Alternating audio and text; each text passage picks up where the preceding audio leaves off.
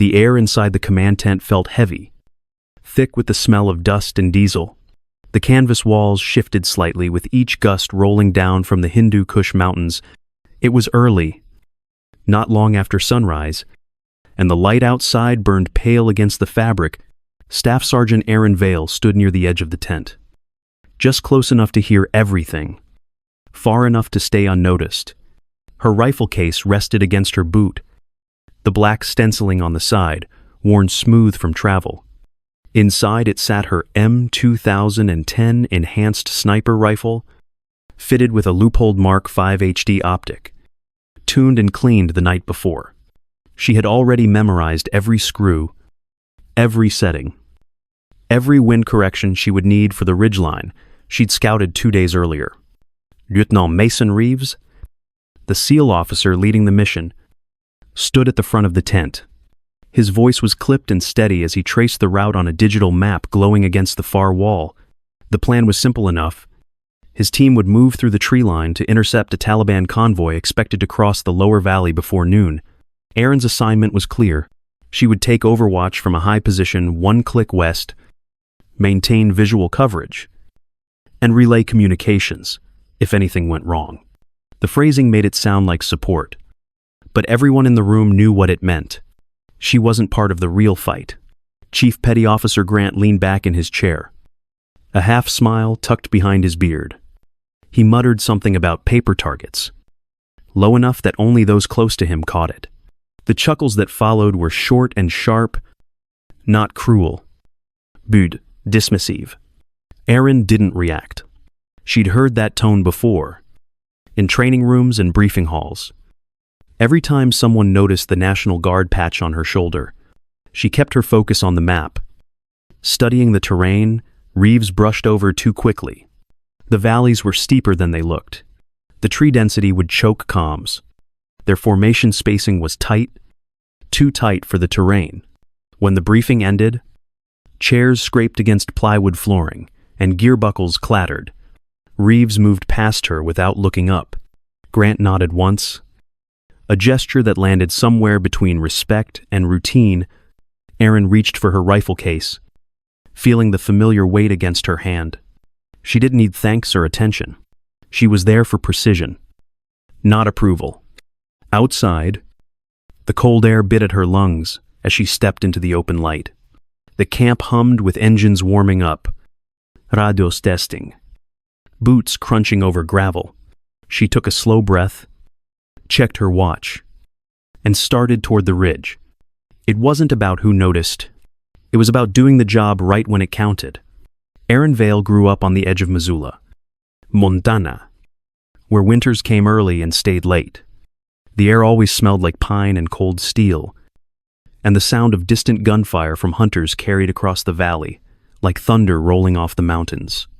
Her family lived in a small house near the tree line, a place filled with worn boots, faded photographs, and quiet discipline.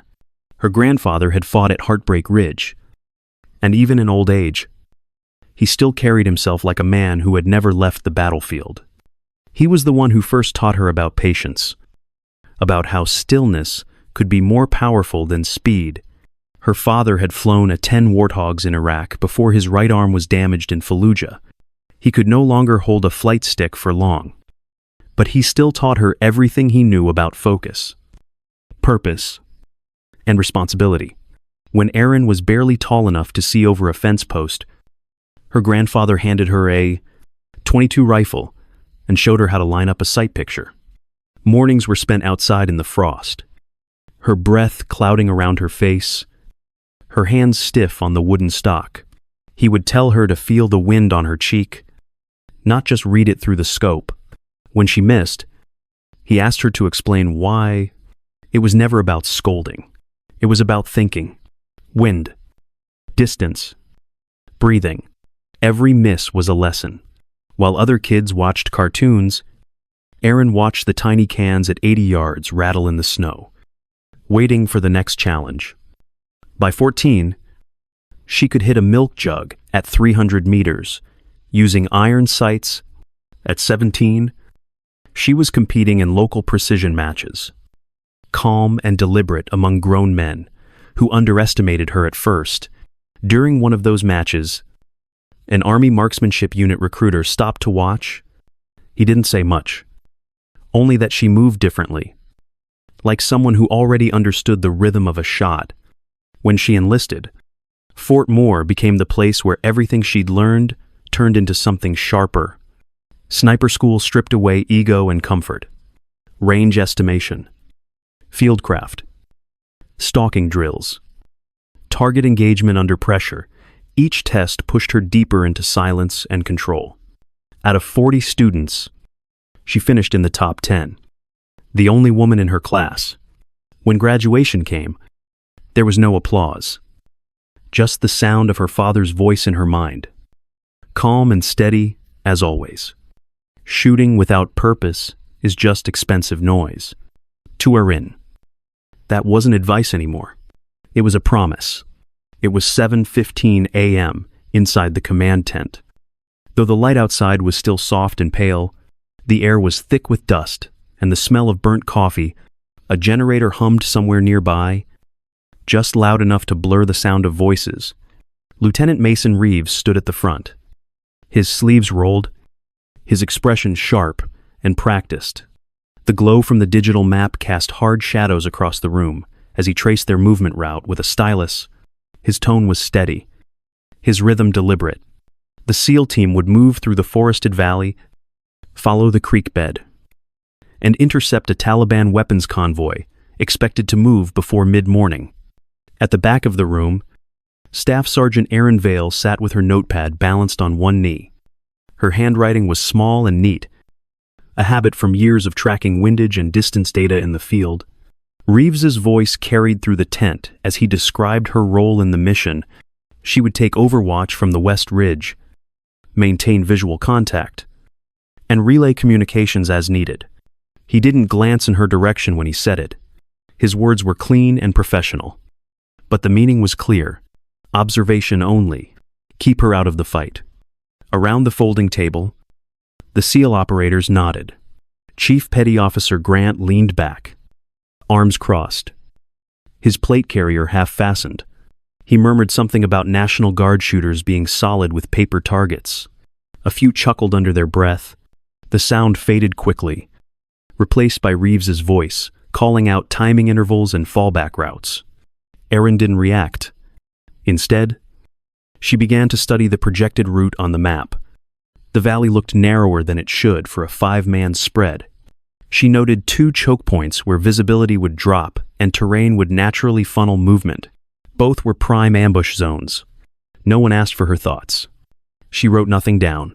Instead, she closed her notepad slowly and rested her hands on it. Reeves moved on to exfil plans and contingencies. His tone clipped, confident. The others adjusted gear straps, checked their rifles, and packed comm units. Erin stayed still, listening to every detail, memorizing distances and radio frequencies. She already knew that if something went wrong, they would remember the quiet woman sitting in the back of the room. For now, she preferred it this way.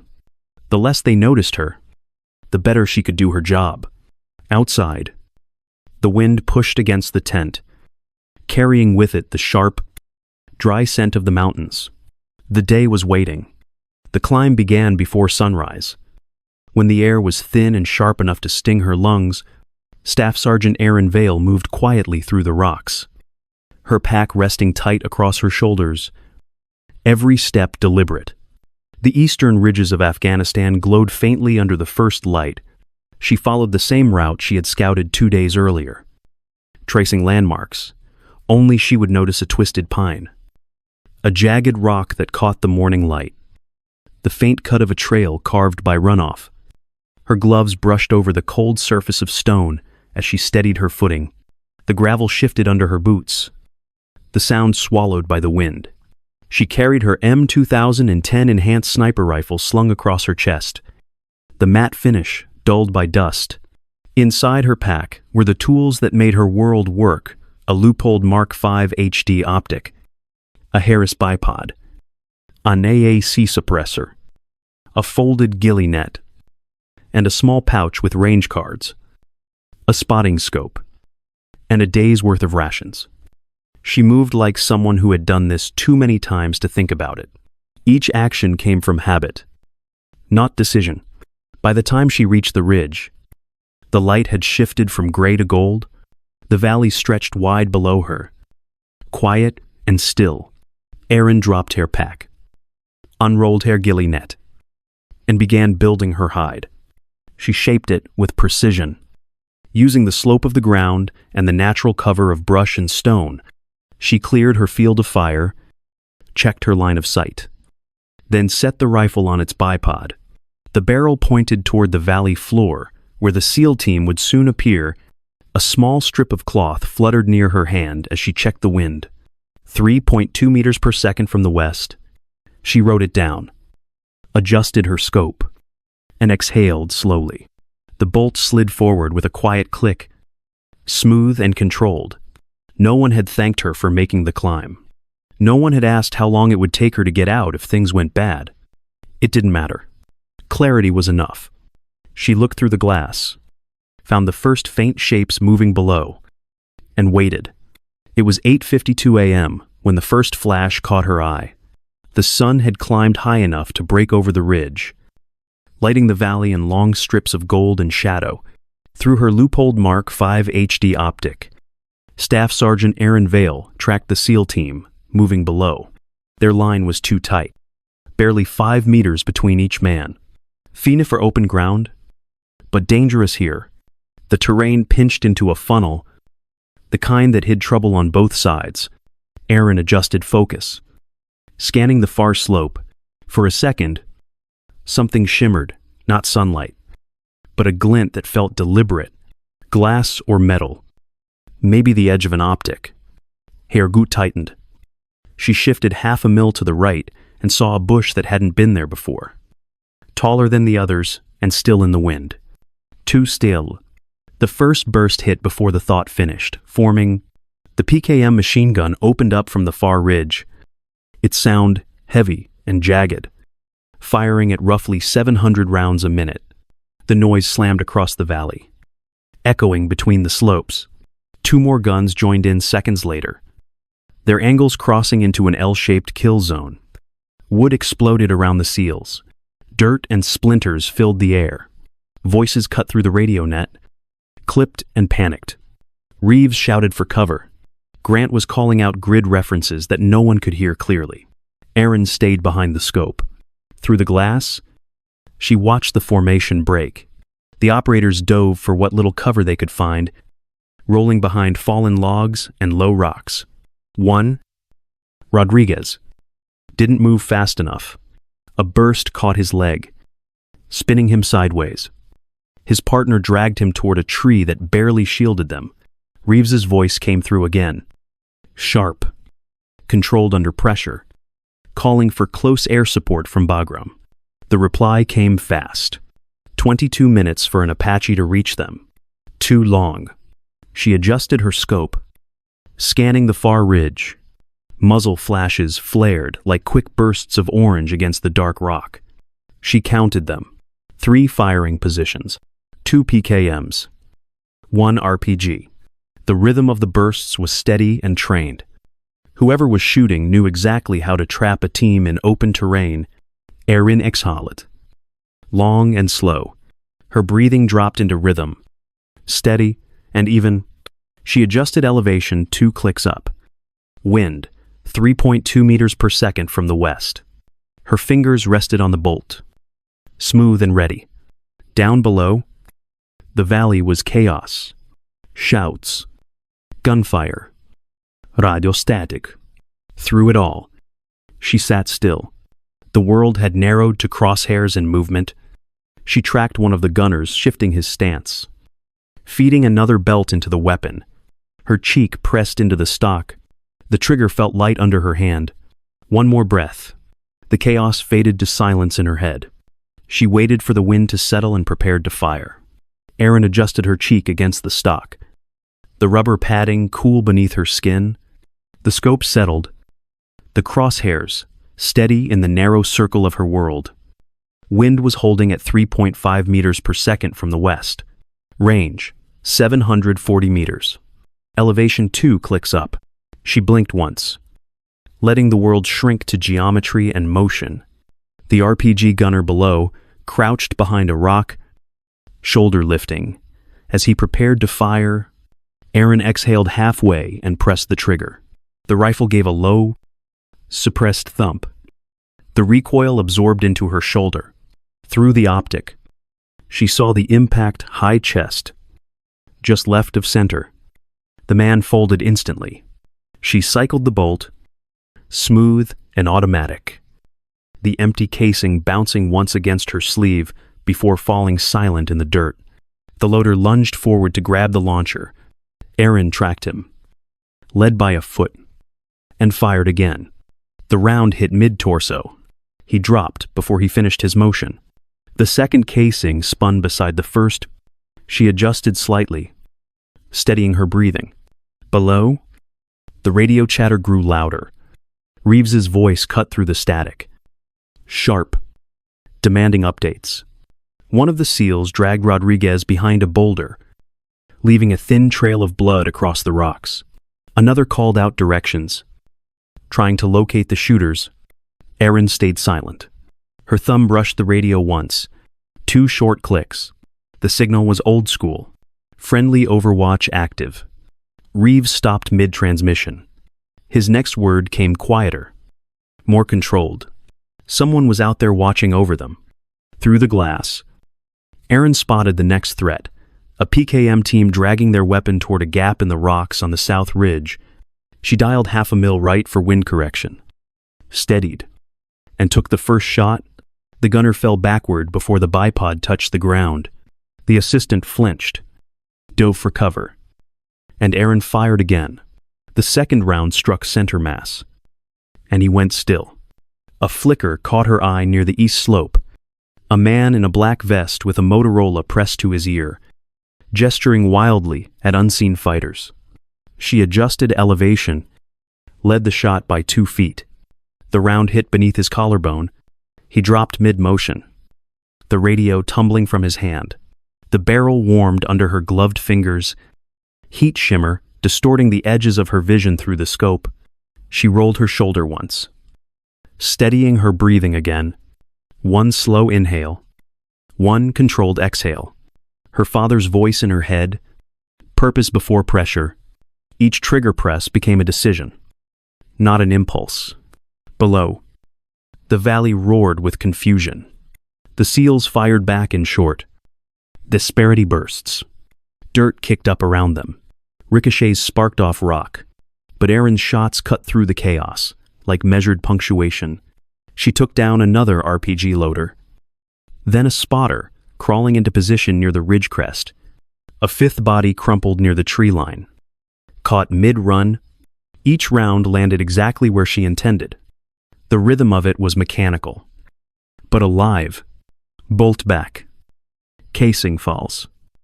New round chambers. Settle breath. Reset. Her pulse stayed steady. Her breathing never wavered. Then, in the distance, the low thump of rotors began to rise. At 9:17 a.m., the Apache gunship cleared the far ridge, its blades cutting the air like thunder. Rotor wash swept across the valley as the chain gun spun up, tracing a line of fire over the enemy slope. The final bursts echoed like collapsing thunder. Erin kept her scope on the ridge until the gunfire faded. The valley fell quiet again, the smell of cordite drifting through the wind. She pulled the bolt back one last time, confirming the chamber clear. Nina confirmed kills. 5 minutes. She leaned back, exhaled slowly, and let her hands fall to her sides. Below, the SEALs regrouped among the shattered trees. Above them, she stayed motionless, watching the valley settle into silence once more. The fluorescent lights buzzed overhead, their hum steady and low, the kind of sound that filled silence without meaning to. Dust clung to the corners of the operations center, caught in the air vents and on the rough fabric of uniforms. Staff Sergeant Erin Vale stood near the comms board with a cup of lukewarm coffee in her hand. The bitter taste barely registered. Her gloves were still streaked with dirt from the ridge, her sleeves creased with dried sweat. Around her, the room carried the weight of what had happened that morning. No one said much. The radio operators whispered over static. A few soldiers shuffled papers. But most just sat in the quiet, letting exhaustion hang in the air. The door opened behind her, and Lieutenant Mason Reeves stepped in. His helmet was tucked under one arm, his face marked with dirt and fatigue. He stopped a few feet away, standing straighter than before, though his eyes gave away how much the day had taken out of him. When he spoke, his voice was low, without the clipped confidence it had held in the morning. He told her she had saved them, that he'd been wrong. There was no speech, no flourish, just a man stripped down to truth. Erin met his eyes and nodded once. Nothing needed to be said in return. A minute later, Chief Petty Officer Grant entered, his right arm bound in a sling. He moved slower than usual, the swagger gone. He hesitated for a moment, then reached into his pocket and pulled out a small black challenge coin. The edges were worn smooth, the kind passed between soldiers who'd been through more than they ever said aloud. He placed it in her hand without a word. She felt the cool metal press against her glove and gave a simple nod. That was enough. She set the coffee down and walked outside. The air hit cold against her face, sharp and dry. The last echo of rotor blades rolled across the distance before fading into the mountains. The sky was clear now, full of quiet stars. She stood there for a long moment, breathing in the silence, the weight of the day finally still. No medals, no ceremony, no applause, just the sound of wind and the faint hum of a bass coming back to life. It was enough to know they all made it back, enough to know she had done her job. The Georgia heat hung thick over the firing range at Fort Moore. Pressing against the air like a steady weight, dust clung to boots, and the scent of gun oil mixed with sweat. The sound of rifle fire rolled in a rhythm that felt almost like breathing. Staff Sergeant Erin Vale walked the line behind a group of soldiers, each one braced behind an M110A1 SDMR rifle. Some were brand new, still learning how to manage recoil and sight alignment. Others wore combat patches, their movements sharper but still uncertain. Erin moved between them quietly, her steps steady on the packed dirt. She stopped behind one private, adjusted his elbow, and told him to slow his breathing. Patience first. Pressure second. Then she moved on. A few feet down the line, another shooter jerked the trigger too fast. The shot went wide. Erin crouched beside him, pointed to his hand, and told him to let the trigger break like glass, not force it. Her tone was calm, never raised. There was no anger in correction, only precision. She had learned long ago that teaching marksmanship was about rhythm, not noise. When she reached the center of the line, the shooters had gone quiet, waiting. The only sound was brass hitting the ground, bouncing once before settling in the dust. She looked down the row of rifles, each barrel lined toward the targets 400 meters out. Then she spoke, voice even and clear. Shooting without purpose is just expensive noise. No one said anything. They didn't need to. The message landed the way it always did, slow, steady, and lasting. Erin stepped back and watched them settle behind their scopes again. One by one, the rifles cracked. The sound echoed across the field, sharp and clean, fading into the warm air. She didn't smile, but there was a stillness in her eyes that carried quiet pride. She watched the dust lift from each shot, knowing that what she was passing on mattered. Not medals, not stories, just purpose, the kind that stays when everything else fades. The range was quiet now. The last shot had echoed off the far berm and faded into the evening air. The light was soft, slanting across the Georgia fields, turning the dust into a slow Holdenhase. Staff Sergeant Erin Vale stood alone at the edge of the line, her cap pulled low, the smell of spent brass and gunpowder still hanging around her. The wind carried the faint sound of cicadas from the tree line. It was the kind of silence that didn't need to be filled. She looked down the range, where the paper targets fluttered gently in the breeze. Holes punched clean through them. The soldiers had packed up for the day, their voices fading as they walked toward the armory. All that was left was the wind, the cooling rifles, and the memory of the shots that had found their mark. For years, Erin had measured her worth in precision, in the quiet between heartbeats, in the small, deliberate movements that turned uncertainty into purpose. But now, standing there, she understood that precision was never just about the rifle or the shot. It was about how a person moved through the world when no one was watching, how they held steady when things fell apart, how they kept showing up, even when others doubted them. Her father's words drifted through her mind again, the same way they always did when the noise finally stopped. Shooting without purpose is just expensive noise. She had carried that line across continents, through dust, through silence, through every moment she was unseen. Now she understood it for what it really meant. Purpose wasn't something you found. It was something you built, one steady breath at a time. Erin looked out over the range one last time, then turned toward the fading light. Strength wasn't loud. It didn't need to be. It was patience, humility, and the will to keep your hands steady when the world began to shake.